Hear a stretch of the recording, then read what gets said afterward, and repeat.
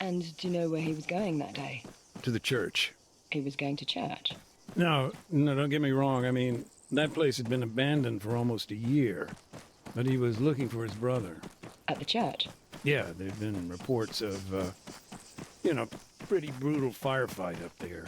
He'd heard his brother might have been caught up in it. Sure, but... And I'm not quite clear on this. Was his brother still alive?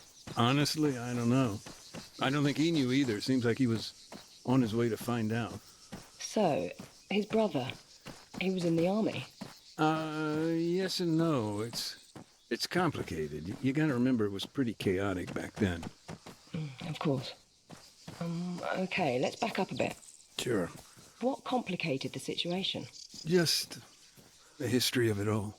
His brother had been a recruit in the Alta's Armed Forces, boot camp, basic training, you know. Well, this is back when NATO was still keeping the peace. But after U.S. forces pulled out, apparently he deserted. Do you know why? No, I know they argued a lot about it. Was he upset that his brother had deserted? Oh, no, he was no fan of the government. I mean, by that time, very few people were. What, then? I think he was just, I don't know, sick of all the violence. Didn't want to see his brother get caught up in all that. In what? More bloodshed.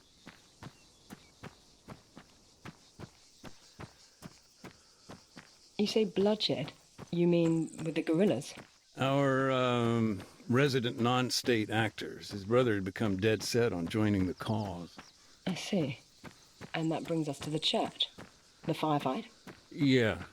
U.S. forces were invading, the guerrillas were finally on the front foot. You can imagine the mess. I've seen the pictures. Right.